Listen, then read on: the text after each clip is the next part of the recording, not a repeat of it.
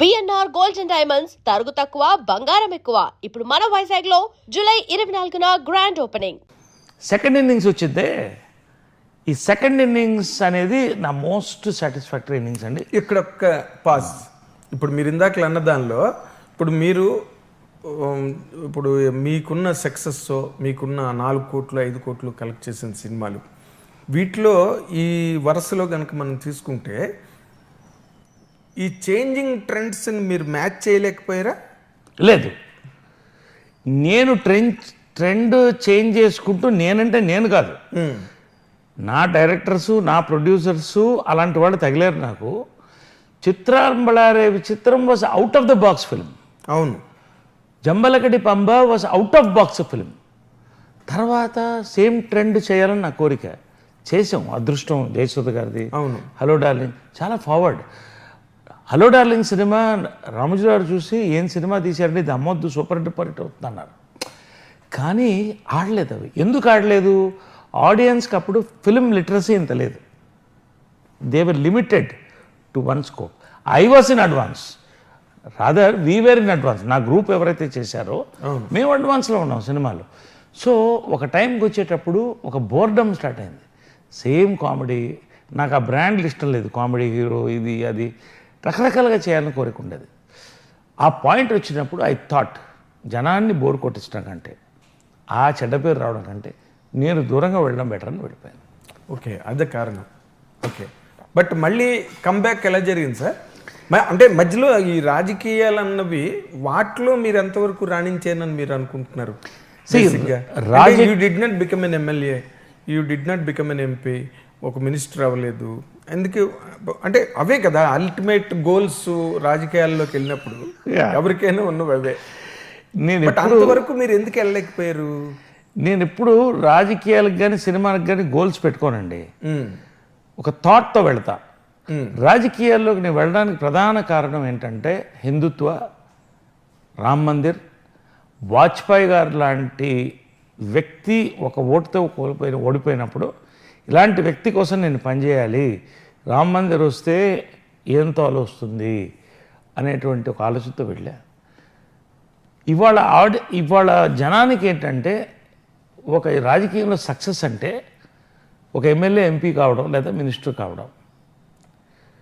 నేను ఆర్గనైజేషన్ లేదుగా, బీజేపీలో స్టేట్ యూత్ వింగ్ ప్రెసిడెంట్ చేశా, స్టేట్ నేషనల్ ఎగ్జిక్యూటివ్ మెంబర్ చేశాను, స్టేట్ బీజేపీ సెక్రటరీ చేశాను, జనరల్ సెక్రటరీ చేశాను, వైస్ ప్రెసిడెంట్ చేశాను. ఎంపీగా కంటెస్ట్ చేస్తున్న టైంలో అలయన్స్లో గెలిచేవాడిని, ఆ సీట్ని తప్పించారు. నేను హిందూపూర్ని ఎన్నుకున్నాను, హిందూపూర్ని ఎన్నుకున్నాను.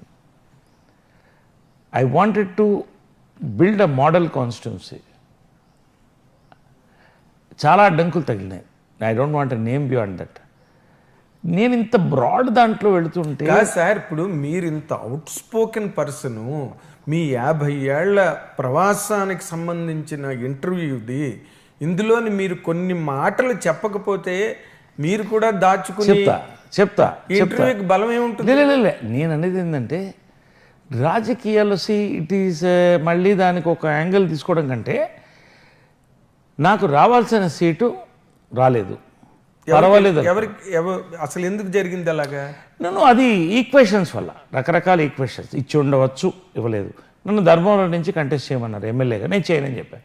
ఫ్యాక్షన్ ఏరియాలో అప్పుడే టార్గెట్లో ఉన్నాను, నేను చేయనని చెప్పాను నేను. కానీ పర్వాలేదు, నేను ఒక ఐడియాలజికల్ వెళ్ళాను కాబట్టి దాని గురించి ఆలోచిస్తాను. సీట్ వదిలేసి హ్యాపీగా వెళ్ళి నేను ఇన్ఛార్జిగా పనిచేశా, అన్ని ఏరియాలు తిరిగాను. కానీ రాజకీయాల్లో ఉన్నటువంటి ఒక ప్రాబ్లం ఏంటంటే ఈ గ్రూప్ పాలిటిక్స్, దాంట్లో నా షోల్డర్ మీద గన్స్ ఫైర్ చేయడం, ఆ బుల్లెట్లు నాకు తగలడం. అప్పుడు నాకు అనిపించింది, నేను ఒక జెండా పట్టుకున్నా పట్టుకోకపోయినా నాకు 100 మంది వస్తారు. ఈ జెండా పట్టుకోవడం వల్ల 90 మందితో గొడవలు అవుతున్నాయి, ఆ 10 మంది నాతో ఉన్నారు. ఉపయోగాన్ని నేను బ్రాడ్ యాంగిల్లో వెళ్ళడం నాకు కావట్లేదు. సినిమా ఒక పక్కన రా అని పిలుస్తుంది, మళ్ళీ అది కళ్ళలో వచ్చేది నాకు. సినిమా షూటింగ్లకు వెళ్తున్నట్టు చేప గిలగిలా కొట్టుకుంటున్నాను నేను. సో ఈ పాయింట్లో ఐ టుక్ ఎ డెసిషన్, నేను సినిమాల్లోకి వెళ్తాను. అఫ్కోర్స్ సోషల్ సర్వీస్ ఇవన్నీ అక్కడ నేను బీజేపీలో ఉండి ఏం సాధించలేకపోయాను అవన్నీ బీజేపీ లేకుండా సాధించాను. నన్ను జిల్లా వాళ్ళు బయటకు వెళ్ళమన్నారు, నా కోసం 30 సినిమాలు వచ్చినాయి. ఆ రోజు చెప్పా, మీరు మగవాళ్ళు ఉంటే నేను బయటకు పంపించాను అన్న, ఒక్కళ్ళు కనపడలా, జిల్లా వదిలి వెళ్ళిపోమన్నారా? అదే గ్రూప్ పాలిటిక్స్ అనేది, వేరేం కాదు. ఓకే, అఫ్కోర్స్ వాళ్ళకే డోస్ పడింది పైనుంచి, అది వేరే విషయం. సో నేనేమనుకున్నానంటే రైట్, ఈ జిల్లా నాది, నేను చేస్తా పని, ఏం వద్దు నాకు, నేనేం ఆశించలేదు. 11,000 మంది కళాకారులకి గుర్తింపు కార్డులకి ఇచ్చాను. గుర్తింపు కార్డు, ప్రభుత్వ గుర్తింపు కార్డు. అవునండి. ఆ బుక్ నా దగ్గర ఉంది, ఐ కెన్ షో ఇట్. నేను రాయలసీమ వికాస సాధన సమితిని స్థాపించి చెరువులు ఎలా నింపాలని ఎంత రథయాత్ర చేసి ఒక బుక్ తయారు చేసి గవర్నమెంట్ ప్రజెంట్ చేశాను. 130 చెరువులు నిండినాయి వాళ్ళ. 1,500 మంది కళాకారులకి హౌసెస్, ప్లాట్స్ వచ్చాయి గవర్నమెంట్ నుంచి.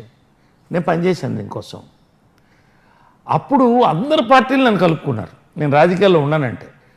అంటే మీకు పర్సనల్ మైలేజ్ ఉంది కాబట్టి దాన్ని ఎట్లాగైనా అడ్వాంటేజ్ తీసుకుందాం. సో నాకు అర్థమైంది ఏంటంటే ఒక రాజకీయ పార్టీ నీకు అక్కర్లేదు నువ్వు మంచి చేయాలన్నప్పుడు. 130 చెరువులు నిండితే కృష్ణారావు గారు చీఫ్ సెక్రటరీ గారు, అప్పట్లో చీఫ్ సెక్రటరీని పిలిచి దీని గురించి మా ఐఏఎస్ ఆఫీసర్కి చెప్పండి నేను స్టేట్ వైడ్ వీడియో కాన్ఫరెన్స్ ఇచ్చాడు సెక్రటేరియట్లో. ఇట్స్ ఎ గ్రేట్ ఆనర్ అండి. సో ఫస్ట్ స్టెప్ ఒక కాన్స్టిట్యున్సీ నేను బాగు చేశా, చాలు నాకు, అంతేలేండి, అయిపోయింది. రెండోది, రామ మందిర్ నిర్మిస్తున్నాం అన్నారు, ఒక చెక్కు పట్టుకుపోయా, పెద్ద చెక్కు. నేను ఎంత చెప్పదలుచుకోవాలా, ఎవరు రాలే ఇండస్ట్రీ నుంచి. నేను పిలిచాను కూడా, జై శ్రీరామ్ అని పెట్టేసి అక్కడ జై శ్రీరామ్ అని వచ్చా. మొన్న అక్షంతలు వచ్చాయి అయోధ్య నుంచి, ఆ ఇన్విటేషన్ కార్డు వచ్చింది, బొట్ట కంట్లో నీళ్ళు గారిపోయినాయి. నేను దేనికి వెళ్ళానో నా సాధన అయిపోయిందని నాకు వచ్చింది. I'm destiny to be in films. I have done what I have to do for my ideology, for my Hindutva. అన్ని మతాలు ఇప్పుడు నన్ను గౌరవిస్తున్నారు, నా హిందుత్వాన్ని కాపాడుకుంటా. నా సినిమాల్లో నేను ఎదిగాను మళ్ళీ. ఇవాళ 50th ఇయర్లో చాలామంది అప్పట్లో మీరు అన్ని కోల్పోయారు నరేష్ గారు అనేవాళ్ళు 15 ఏళ్ళు. అంటే ఇటు రాజకీయం కాకుండా సినిమాలు వదిలేసి మా అమ్మ కంటతడి పెట్టుకునేది. నేను చెప్పా, నేను వేసుకున్న ఫౌండేషన్ చాలా పెద్దది, దానికి గోడలు వేసి కప్పు వేయడానికి చాలా రోజులు పడుతుందని. 50 years ఇప్పుడు కప్పు. మా మదర్ ఎందుకు కళ్ళని నీళ్ళు పెట్టుకునేవారు? సినిమాల్లో మంచి బిజీగా ఉండే దాన్ని వదిలేసి ఒక ఐడియాలజీని వెళ్ళిపోయి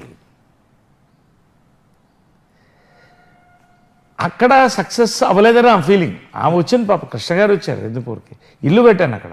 ఇప్పుడు ఇండ్లు అక్కడే ఉంది, దాంట్లో కళాకారులు రోజు ప్రాక్టీస్ చేస్తారు, కళాకారులు ఎక్కువ. అన్నీ నాశనం అయిపోయి నా కొడుకున్న ఫీలింగ్ ఉంటుంది కదా. ఇటు కాకుండా అంటే ఆస్తులు ఉన్నాయి, ఆస్తులేం తక్కువ కాలే. అదే మీకు పర్సనల్గా నా బ్యాంక్ బ్యాలెన్స్ వాజ్ 0. కాదు సార్,